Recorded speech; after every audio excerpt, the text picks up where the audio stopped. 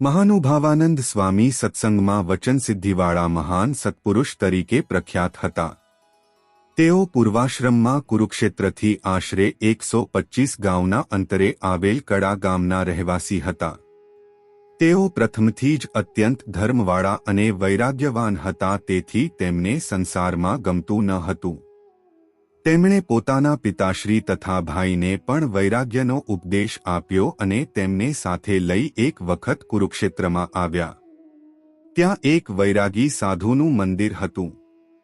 તે સાધુ પાસે ઘણું દ્રવ્ય હતું, પણ પોતે બહુ જ ધર્મવાળો હોવાથી તે દ્રવ્ય કે સ્ત્રીને અડતો નહીં. આવા ધર્મિષ્ઠ પુરુષને જોઈને સ્વામી ત્યાં રહ્યા. પેલા સાધુએ પણ તેમને અતિશય ધર્મવાળા જાણીને પોતાની ગાદી આપવાની ઈચ્છા કરી, પરંતુ ધન અને સ્ત્રીનો પ્રસંગ આ ગાદી સ્વીકારતા થાય તેમાં રહેવું એ ઇષ્ટ નથી એમ વિચારીને તેમણે મહંતને કહ્યું કે હાલ તો મારે દ્વારિકા તરફ જવું છે, પછી વાત એમ કહી ચાલી નીકળ્યા અને તેની ગાદી સ્વીકારી નહીં. કેટલાક દિવસે ફરતા ફરતા દ્વારિકા આવ્યા અને સંકલ્પ કર્યો કે મારે 12 વર્ષ સુધી રણછોડરાયની સેવામાં રહી ભગવાનમાં પ્રકટપણે દર્શન મેળવવા. પોતાનો આ સંકલ્પ તેમણે ત્યાંના પૂજારીને જણાવ્યો. ત્યારે પૂજારી બોલ્યો કે ભલે તમે પૂજા કરો, મારે પણ 12 વર્ષનો નિયમ હતો તે પૂરો થયો છે, તો તમે હવે અહીં રહો. એમ કહી પૂજારી છૂટો થઈ ચાલી નીકળ્યો. તે જ દિવસની રાત્રિએ મહાનુભાવાનંદ સ્વામી પૂર્વાશ્રમી ને રણછોડરાયે તેમની અનન્ય ભક્તિથી પ્રત્યક્ષ દર્શન દીધા અને કહ્યું કે સાધુરામ, તમારા જેવા ધર્મવાળા પુરુષને અહીં રહેવા જેવું નથી, તેથી અહીંથી નીકળી જાઓ, તમને અમુક દિવસે હું મળીશ. તેઓ પ્રભાતમાં જ ચાલી નીકળ્યા અને વહાણમાં બેસવા ગયા. તે વખતે પહેલો પ્રથમનો પૂજારી પણ વહાણમાં બેસવા આવ્યો. તેણે તેમને જોયા અને બોલ્યા, જે હે મહારાજ, ગઈકાલે જ તમે 12 વર્ષનો સંકલ્પ કરીને તે પ્રમાણેના ઠરાવથી પૂજામાં રહ્યા હતા, તે આજે કેમ ચાલી નીકળ્યા? ત્યારે તેમણે કહ્યું, મને રણછોડરાયે દર્શન આપીને કહ્યું કે તમારા જેવાને અહીં રહેવા જેવું નથી, માટે ચાલ્યા જાઓ. આ સાંભળીને પેલો પૂજારી નવાઈ પામી કહેવા લાગ્યો કે અહો ભાઈ, તમારા ઉપર તો રણછોડરાયે બહુ કૃપા કરી. મેં તો ઘણા જપ તપ વ્રત કર્યા અને ઘણા દાખલા કર્યા, પણ બધું નિષ્ફળ થયું, કેમ કે એ સ્થળમાં સ્ત્રીઓનો પ્રસંગ બહુ થવાથી હું પણ ધર્મભ્રષ્ટ થઈ ગયો અને ઘણા ખરા યોગીઓ એ રીતે ધર્મમાંથી પડી ગયા છે. એમ વાત કરી પસ્તાવો કરી રોવા લાગ્યો. તેથી તેને સાંત્વન આપ્યું. પછી તેઓ વહાણમાં બેસીને જામનગર ઉતર્યા. ત્યાં ભગવાન સ્વામિનારાયણના શિષ્ય સ્વરૂપાનંદ સ્વામી આદિક 250 સાધુઓ હતા. તેમને જોઈને તેમની ધાર્મિકતા ગમી જતા તેમની સાથે રોકાયા. તેમને સાધુઓએ વાત કરી કે આ સમયમાં સ્વામિનારાયણે પ્રકટ ભગવાન છે, માટે તેમનું ભજન કરો. તેમણે એવો જવાબ આપ્યો કે હમ કૃષ્ણ કો હોડકર અન્ય કા આશ્રય કભી નહીં કરેંગે. એ અરસામાં શ્રીજી મહારાજનો પત્ર મળ્યો કે ચૈત્ર સુદ પૂનમનો સમયો સિદ્ધપુર મુકામે રાખ્યો છે, તો તે ઉપર સૌ સંતો ત્યાં આવજો. આ આજ્ઞા પ્રમાણે સૌ સંતો સિદ્ધપુર તરફ ચાલ્યા. તેની સાથે તેઓ પણ ચાલ્યા અને ગામ ઊંઝા પહોંચ્યા. ત્યાં બીજે દિવસે મહારાજનો પણ મુકામ થયો. મહારાજ પધારે છે એમ સાંભળીને સૌ સંતો સામે ગયા અને જ્યાં મહારાજનો મિલાપ થયો ત્યાં તેમણે શ્રીજીના દર્શન કર્યા. આ પ્રથમ દર્શને જ તેમની ચિત્તવૃત્તિ મહારાજમાં તણાઈ ગઈ અને અંતરમાં નિશ્ચય થઈ ગયો કે આજ સર્વોપરી શ્રીકૃષ્ણનારાયણ સ્વયં છે. પછી તો તેઓ અતિશય હર્ષના આવેગમાં વારંવાર વંદન કરવા લાગ્યા. શ્રીજી ત્યાં નજીકમાં ગાંભાર તળાવના ગરનાળા ઉપર સભા કરી બિરાજ્યા અને તેમની અતિ ઉત્કટ અભિલાષા જોઈને તે જ સ્થળે તેમને દીક્ષા આપી અને મહાનુભાવાનંદ સ્વામી નામ રાખ્યું. પછી ત્યાંથી સૌ સિદ્ધપુર સમૈયા ઉપર ગયા. મહાનુભાવાનંદ સ્વામીનું અંતઃકરણ જેવું સ્વચ્છ, નિર્દોષ અને ધર્મપ્રાયણ હતું, તેટલો જ તેમાં ભક્તજનો પર કૃપાભાવ ભરેલો હતો. દુર્જનોની દુષ્ટતા તરફ સ્વામીના દિલમાં પુણ્ય પ્રકોપ પણ જાગી જતો. તે કોઈના અહિત માટે નહીં, પણ માત્ર ધાર્મિક દિલમાં થતા આઘાતરૂપે દૃષ્ટિગોચર થતો. છતાં તે તેમના સત્પુરુષપણાના પ્રતાપે વચનસિદ્ધિરૂપે ફળ આપનારો જ નીવડતો. સ્વામીના જીવનમાં એવા ઘણા પ્રસંગો બનેલા છે કે જેણે સ્વામીના હૃદયની પ્રસન્નતા મેળવી તે સુખી થઈ ગયા અને તેમની અવકૃપા મેળવનારા હતભાગી બની ગયા હતા. શ્રીજી મહારાજે વડતાલ મુકામે એક સમારંભમાં સ્વયં પ્રકાશાનંદ સ્વામી વગેરે 8 સંતોને સદ્ગુરુની પદવી આપી હતી. તેમાં આ મહાનુભાવાનંદ સ્વામીને પણ તેમની સાધુતા જોઈને સદ્ગુરુ બનાવ્યા હતા. એક વખતે સ્વામી માણસા ગામે પધાર્યા હતા અને ત્યાંના દરબારને ઉપદેશ કરતા હતા. તેમાં પ્રસંગ નીકળતા સ્વામીએ કહ્યું કે દરબાર, અહીં સાધુ ઉતરે છે પણ રસોડા માટે ભંડારની અગવડ છે. અહીં થોડી જગા પડી છે, તે જો આપો તો ભંડાર થઈ શકે તેમ છે. આ વાત સાંભળીને દરબારના કારભારી સબળોજી, જેને સાધુ તરફ ભાવ ન હતો, ત્યાં બેઠા હતા, તે બોલી ઉઠ્યા કે સ્વામી, ભંડારની વાતો ક્યાં કરો છો? તમારું મંદિર પણ અહીં નહીં રહે. અહીં તો દરબારમાં ઘોડા માટે ઘોડશાળ કરવી છે. સમજ્યા? કારભારીના આવા તિરસ્કારયુક્ત વચનો સાંભળી સ્વામી કોચવાયા, દુભાયા અને કહ્યું કે મંદિર નહીં રહેગા ऐसा क्यों बोल रहे हो? ઘોડશાળ તેરે ઘર में क्यों न होएगी? આ પ્રસંગ તો વીતી ગયો, પણ કેટલીક મુદ્દે એવું જ બન્યું કે કારભારી કોઈ એવા ભારે ગુનામાં સપડાયો કે દરબારની તેના પર ભારે ઇતરાજી થઈ. તેથી તેના ઘરબાર લૂંટી લઈને કાઢી મૂક્યો અને ખરેખર તેના ઘરની જગામાં દરબારની ઘોડશાળ બનાવવામાં આવી. બ્રહ્માનંદ સ્વામી મૂળીમાં શિખરબંધ મંદિર કરાવતા હતા. ત્યાં મહાનુભાવાનંદ સ્વામી પણ સાથે મદ્દમાં હતા. મંદિરના ચાલુ કામમાં રામપરા ગામનો એક નાડોદા જ્ઞાતિનો ભક્ત પોતાના બળદ સાથે ગાડું લઈને સેવા કરવા રહ્યો હતો. તેણે એક ધારી ખૂબ સેવા કરી. તેથી મહાનુભાવાનંદ સ્વામી તેના ઉપર પ્રસન્ન થઈને બોલ્યા કે મહારાજ, તેરા સંસાર અચ્છા કરેગા. ત્યારે તે ભક્ત બોલ્યો કે સ્વામી, હું તો ફક્કડ એકલો જ છું, ઘરમાં રાતું લુગડું જ નથી ને. સ્વામી કહે મહારાજ સબ દેંગે. પછી તો તે ભક્તને સ્ત્રી મળી અને પુત્ર પરિવાર વધ્યો અને સુખી થયો. આ રીતે સ્વામીના આશીર્વાદને પાત્ર થયેલા ભક્તો જીવનમાં સુખી થઈ ગયા હતા. એક વખત ધર્મધુરંધર આચાર્ય શ્રી અયોધ્યા પ્રસાદજી મહારાજ છપૈયા પધારતા હતા. ત્યારે તે નાડોદા ભક્ત પણ મહારાજ સાથે જવા તૈયાર થયા. સંતોએ તેને કહ્યું કે ડોસા, તમારી ઉંમર ઘણી છે અને છપૈયા સુધીનો માર્ગ બહુ લાંબો છે. તેમાં ચાલવું પડે, રસ્તામાં ખાવાનું વહેલું મોડું થાય, ટીમણ ટાઢું પણ હોય, તે તમારાથી ચવાય ન ચવાય, માટે આવવાનું રહેવા દો. ત્યારે તે ભક્ત કહે, જુઓ, મને 70 વર્ષ થયા છે, પણ સદ્ગુરુ મહાનુભાવાનંદ સ્વામીની કૃપાથી હજી 25 ગાઉ ચાલી શકું છું. છતાં થાક લાગતો નથી અને દાંત પડી ગયા છે, એટલે કાચો લોટ પલાળીને પી જાઉં છું ને તે પચી જાય છે. વળી તાવ તો કોઈ દહાડો આવ્યો જ નથી. સ્વામીની કૃપાથી વહેવારે સુખી છું. ઘરમાં રૂપિયા 5000ની મૂડી છે, તેમાંથી રૂપિયા 300 ખર્ચવા સાથે લીધા છે. તેમાંથી ખાવાનું પેંડા બરફી લઈશ. આ સાંભળી તે ભક્તને સ્વામીના કૃપાપાત્ર જાણી સાથે લીધા હતા.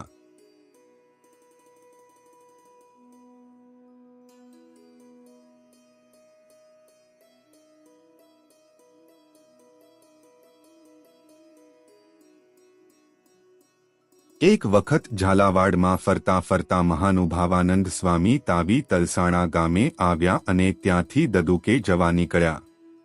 રસ્તામાં બળદ ચાલી નહીં શકવાથી રોકાવું પડ્યું. તેથી સ્વામીએ સંતોને કહ્યું કે દદુકે જઈને અમુક ભક્ત છે તેને કહેજો કે બળદ લઈને સામા આવે. આ પ્રમાણે સંતો દદુકે ગયા અને તે ભક્તને બળદ લઈને સ્વામીને તેડી લાવવા કહ્યું. પણ તે ભક્ત બોલ્યો કે મારે તો ખેતરમાં જવું છે અને સ્વામી ધીરે ધીરે ચાલ્યા આવે તો શું વાંધો છે, એમ કહી બેદરકારીથી ખેતરે જતો રહ્યો. પછી તો સ્વામી રાહ જોઈને મોડા રાત્રે મંદિરે પહોંચ્યા અને રસ્તામાં હેરાન થયા. પછી તે ભક્ત જ્યારે દર્શને આવ્યો ત્યારે તેને સ્વામીએ પૂછ્યું કે ભલા તમને બળદ લઈને સામે આવવાનું કહેવરાવ્યું હતું પણ તમે આવ્યા નહીં અને બહુ હેરાનગતિ થઈ, તમે કેમ ન આવ્યા? અમે તો વિશ્વાસે રહ્યા. તે ભક્ત બોલ્યો કે મારે ખેતર ખેડવા જવાનું હતું તેથી ન આવ્યો. તેની આવી બેપરવાહીથી સ્વામી જરા અકળાઈને બોલ્યા, साधु बहुत हैरान हो गए और रास्ते में बड़ी तकलीफ हुई, तुम उसका कुछ ख्याल न करके खेत में चला गया. खेत में क्या होएगा? धूल. પછી તો તે ભક્તના 30 વીઘાના ખેતરમાં પાક ઉતર્યો નહીં અને તે દેવાદાર પણ થઈ ગયો.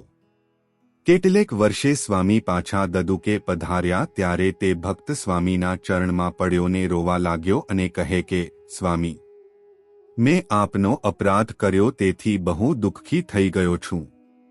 સ્વામી કહે, ऐसा हमको तो कुछ मालूम नहीं, भगवान की मर्जी से सब होता है. जाओ महाराज तुम्हारा अच्छा करेगा, फिकर मत करो. આ રીતે સ્વામીએ રાજી થઈને કહ્યું. ત્યાર પછી તેના ખેતરમાં 1 વીઘે 20 મણ ઘઉં પાકવા લાગ્યા. તેથી દેવું ભરાઈ ગયું અને વ્યવહાર પણ સારો થયો. એક પ્રસંગે કઠલાલ પાસે મહિસા ગામમાં સ્વામી મંદિર કરાવતા હતા. મંદિરનો પાયો રસ્તાની પાસે જ હતો પણ કેટલાક સત્સંગના દ્વેષીઓને આ મંદિર થાય તે ગમતું ન હતું. છેવટે ગામના 4 પૈસાપાત્ર પટેલો જે આગેવાન હતા તે આવીને સ્વામીને દબાવીને બોલવા લાગ્યા કે તમારા મંદિરનો પાયો હજુ રસ્તાથી દૂર નાખો અને આ પાયો પૂરવાનું બંધ રાખો, નહીં તો અમે પાયો ઉખેડી નાખશું. આ સાંભળીને સ્વામી કોચવાઈ ગયા અને તેની દ્વેષબુદ્ધિ જોઈને બોલી ઉઠ્યા કે હમારા મંદિર કા પાયા નહીં નિકલેગા, મगर निकालने की बात जो कर रहे हैं उनके पाए निकल जाएंगे. ઈશ્વરેચ્છાથી બન્યું એવું કે મંદિરનો પાયો તો કાયમ રહ્યો પણ સ્વામીને દ્વેષબુદ્ધિથી દબાવનારાએ ચારેયનો વંશ સમૂળો ગયો. ગુજરાતમાં ચીખલોડ ગામે મંદિર કરવા માટે સ્વામી પધાર્યા હતા. સ્વામીએ હરિભક્તોને વાત કરી કે સારું ઇમારતી લાકડું મળે તેવા પાકા ઝાડ કોઈને ત્યાં હોય તો આપણે મંદિર માટે મેળવીએ. ત્યારે એક હરિભક્તે કહ્યું કે આ ગામમાં અંબાદાસ નામે પટેલ છે, તેના ખેતરને શેઢે લીમડા બહુ સારા ઊભા છે. આથી સ્વામીએ તેને બોલાવીને પૂછ્યું કે પટેલ, અમારે મંદિરના કામે પાકા લીમડા જોઈએ છીએ, તે તમે આપશો? ત્યારે તે કહે, સ્વામી, મેં લીમડાને દીકરાની પેઠે ઉહેરીને મોટા કર્યા છે, પણ આપ જેવા સત્પુરુષને જોઈએ તો મારે રાખીને શું કરવા છે? આપને તેમાંથી જોઈએ એટલા ખુશીથી લઈ લો. પટેલનો આવો સદ્ભાવ જોઈને સ્વામી બહુ જ રાજી થઈ ગયા. આ સમયે એક હરિભક્તે સ્વામીનો રાજીપો જોઈને કહ્યું કે સ્વામી, આ પટેલ બહુ સારા છે પણ મોટી ઉંમર છતાં એકે દીકરો નથી. આ સાંભળીને સ્વામી પ્રસન્નતામાં બોલી ઉઠ્યા, અચ્છા ऐसा है, जाओ पटेल, तुम मंदिर के लिए जितने नीम दोगे इतने लड़के तुमको भगवान देंगे, मगर हमारी बात सुनो, तुमको जितने लड़कू होवे उसमें आधा हमारा. पटेल कहे, स्वामी, जो भगवान मने दीकरा आपशे तो तेमाथी अर्धा तमने खुशीथी आपीश. પછી એ પટેલે મહાનુભાવાનંદ સ્વામીને 7 લીમડા આપ્યા અને સમય જતા પટેલ જે પણ સ્વામીના વચન પ્રમાણે ભગવાને 7 દીકરા દીધા. તેમાંથી તેણે 4 દીકરા મંદિરમાં આપ્યા અને તે ચારેય દીક્ષા લઈને સાધુ થયા. તેના નામ 1 નારાયણ સેવકદાસ, 2 ઘનશ્યામ જીવનદાસ, 3 કૃષ્ણ જીવનદાસ. એ ત્રણે બાળપણથી જ બ્રહ્મચર્ય પાળી સાધુ થયા અને ભણીને વિદ્વાન પણ થયા હતા. અને ચોથાનું નામ મહાપુરુષદાસજી હતું. તે ઘરમાં રહીને 35 વર્ષની ઉંમરે મંદિરમાં આવી ધર્મધુરંધર આચાર્ય શ્રી અયોધ્યા પ્રસાદજી મહારાજ પાસે દીક્ષા લઈને સાધુ થયા હતા અને 60 વર્ષની ઉંમરે દેહાંત સમયે શ્રીજી સાથે મહાનુભાવાનંદ સ્વામીના દર્શન થયા એવી રીતે ધામમાં ગયા હતા. આ રીતે 3 દીકરાએ આખી ઉંમર સાધુ તરીકે ગાળી અને ચોથા અડધી ઉંમરે સાધુ થયા. એમ 7 લીમડાના 7 દીકરામાંથી અર્ધા ભાગે સ્વામીના થવામાં સ્વામીનું વચન સિદ્ધિ થયું હતું. એક સમયે મહાનુભાવાનંદ સ્વામી લુણાવાડે પધાર્યા હતા. ત્યાં મંદિરની ખડકી આગળ પગથિયું ચોડાવતા હતા ત્યાં થઈને દીવાનને બંગલે જવાનો રસ્તો હતો તેથી દીવાને પગથિયું ચોડવાની બંધી કરી। ત્યારે સ્વામીએ તેમની પાસે જઈને કહ્યું કે રસ્તો ઘણો પહોળો છે અને મંદિરમાં જવાની મુશ્કેલી પડે છે માટે પગથિયા મૂકવા દો, તમને કશી અડચણરૂપ નથી। છતાં દીવાને માન્યું નહીં અને કહ્યું કે મારી ગાડી ત્યાંથી નીકળે તેને અડચણ આવે। સ્વામી તેની દ્વેષવૃત્તિથી નારાજ થઈ ગયા અને બોલી ગયા, તમારી ગાડી હવે નહીં નીકળે અને પગથિયા તો રહેશે। ત્યાર પછી થોડી મુદ્દતમાં કોઈ ગુનાને કારણે રાજ્યમાંથી દીવાનજીને રૂખસદ મળી, તેથી ત્યાર પછી ગાડી નીકળી શકી નહીં અને પગથિયા કાયમ રહ્યા। એક પ્રસંગે ઝાલાવાડના હરિભક્તોની આગ્રહભરી વિનંતીથી આચાર્ય મહારાજે સદ્ગુરુ મહાનુભાવાનંદ સ્વામીને પ્રદેશમાં ફરવા મોકલ્યા હતા। તેમાં એક દિવસ હળવદ પધાર્યા અને સાંજે પ્રાર્થના પછી સૌ તાળી વજાડીને ધૂન કરતા હતા। મંદિરની નજીક હાલાજી નામે વહીવટદાર રહેતા હતા। તેને સત્સંગ તરફ રુચિ ન હતી એટલે સિપાઈ મોકલીને ભજન બંધ રખાવવા હુકમ કર્યો, પણ ધૂન ભજન બંધ કેમ રહે? એટલે તે ખીજાયો અને ફરીવાર સિપાઈ મોકલી સ્વામીને બોલાવ્યા અને કહ્યું કે અમને કોલાહલ થાય છે માટે કોઈ બોલશો નહીં। સ્વામી કહે, હમ નાહક કોલાહલ કરતે નહીં મગર શાંતિ સે ભજન કર રહે હૈ। ત્યારે હાલાજી કહે, તમારું ભજન બંધ કરો। સ્વામી કહે, हमारा भजन तो बंद नहीं होगा मगर तुम्हारे घर में भजन होगा। ત્યારબાદ થોડી મુદ્દે દરબારે તેની જમીન લઈ લીધી અને ત્યાં નિશાળ કરવામાં આવી અને શિક્ષક હતો તે મુમુક્ષુ હતો ને બાળકોને પ્રાર્થના અને ધૂન બોલાવવા લાગ્યો। એક વખત સ્વામી 30 સાધુઓ તથા 15 ભણનારાનું મંડળ લઈને મૂળીથી સાયલા ભગતનું ગામ થઈને બલદાણા ગામે પધાર્યા। ત્યાં અરજણ ભગતે બહુ જ પ્રાર્થના કરીને 4 દિવસ રોક્યા। પછી ગાડું જોડીને લીમડી ગામે મૂકવા ગયા। અરજણ ભગત ત્યાં રાત્રિ રહીને સવારે ચાલવા તૈયાર થયા ત્યારે સ્વામીએ તેને કહ્યું કે આજથી ચોથે દિવસે તમારો દેહ પડવાનો છે ને અમે મહારાજ સાથે તમને તેડવા આવીશું માટે તૈયાર રહેજો। અરજણ ભગત કહે, બહુ સારું સ્વામી, હું તો તૈયાર જ છું।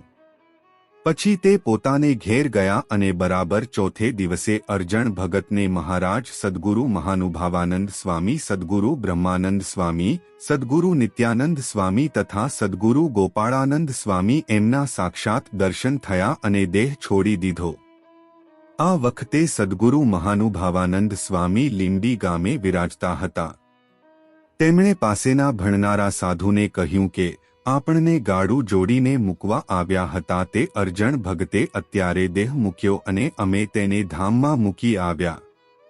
ત્યારે ચૈતન્યદાસજી નામે સાધુ બોલ્યા કે સ્વામી, તમે તો અહીં બેઠા છો અને ઉંબરો પણ ચડી શકતા નથી તો પછી અરજણ ભગતને ધામમાં શી રીતે મૂકી આવ્યા? ત્યારે સ્વામી કહે, तुम मानते नहीं हो लेकिन हमारे दो देह है, एक इधर तुम्हारे पास है और दूसरा श्री जी महाराज की हजूर में है। પછી જ્યારે ખબર કઢાવી ત્યારે જણાયું કે એ વાત બરાબર હતી।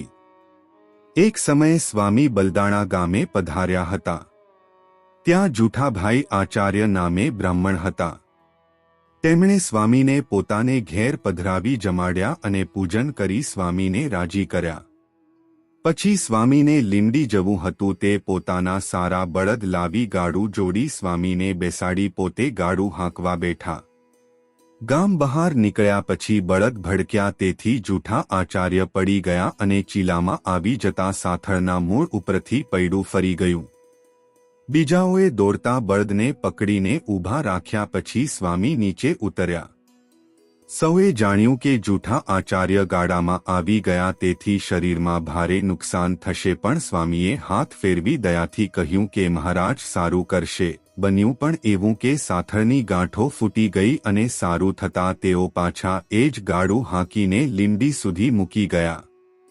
લીમડીથી સ્વામી લાલિયાદ ગામે પધાર્યા। ત્યાં એક રત્નસંગજી નામે ગરાસિયા રહેતા હતા। તેનો ગરાસ એક વાણિયાને ત્યાં મંડાઈ ગયો હતો અને વાણિયાએ ધીરધારમાં આડુમવડું કરી માથે ઘણું લેણું ચડાવી દીધું હતું। તેથી રત્નસંગ બહુ દુર્બળ સ્થિતિમાં આવી પડ્યા હતા. આવી દિનહીન સ્થિતિમાં પણ રત્નસંગે સ્વામીનો સત્કાર ભાવપૂર્વક કરવા માટે પોતાની એકની એક તલવાર ગીરો મૂકીને સ્વામીને જમાડ્યા તથા પૂજા કરી. આ વાત કોઈએ સ્વામીને કહી કે સ્વામી, રત્નસંગનો ગિરાસ બધો મંડાઈ ગયો છે અને તેણે તો તલવાર ગીરો મૂકીને આપની સેવા કરી છે. આ સાંભળીને સ્વામી તેના ભાવ ઉપર બહુ પ્રસન્ન થયા અને રત્નસંગને બોલાવી શ્રીજીને સંભાળીને કહ્યું કે તમે રાજકોટ સરકારમાં અરજી કરો, ભગવાન સારું કરશે. પછી તેમણે અરજી કરતા સરકાર તરફથી તેમને ગિરાસ પાછો મળ્યો હતો. એક વખત ઝાલાવાડમાં સુસવાવ ગામે સ્વામી પધારેલ અને સભામાં હરિભક્તો આગળ વિશ્વના ખંડનની તથા નિષ્કામ ધર્મની વાતો કરતા હતા. તેમાં વચ્ચે એક હજામ બોલી ઉઠ્યો કે તમારી આવી વાતો નકામી છે. નર તો ભમર કહેવાય ને જેમ ભમરો ઘણા ફૂલોમાં ફરીને સુગંધ લે છે તેમ પુરુષ પણ ભમરાની પેઠે મન ફાવતી રીતે સ્ત્રીઓમાં ફરે તેમાં શું બાધ છે. તેના આવા અવળા વચનો સાંભળી સ્વામી બોલ્યા કે એવો જે વિષી પાપી જીવ હો તેના તો તલવારથી કટકા થાય અને ઘણા કષ્ટે મરણ પામે છે. પછી તો તે જ રાત્રિએ પેલો હજામ કોઈ રજપૂતના ઘરમાં પેઠો તેવામાં ઘરનો ધણી આવી જતા તે પકડાયો અને તે રજપૂતે તેના તલવારથી જ કટકા કર્યા. આમ સદ્ગુરુ મહાનુભાવાનંદ સ્વામી મહાવચનસિદ્ધિવાળા અને પરમ નિર્દોષ મૂર્તિ સત્પુરુષ તરીકે સત્સંગમાં જીવન પર્યંત અનેક પ્રકારની સેવા કરતા રહી છેવટે પ્રતાપ જણાવી અક્ષરધામમાં પધાર્યા હતા. જય શ્રી સ્વામિનારાયણ.